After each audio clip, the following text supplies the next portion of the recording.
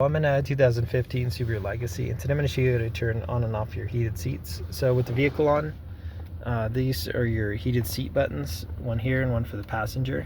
So this is what it looks like when it's off, and this is fully on. And then you'll just click it to go through each mode. So now it's a lower mode, the minimal, and then completely off. Same with the passenger, just go through these cycles.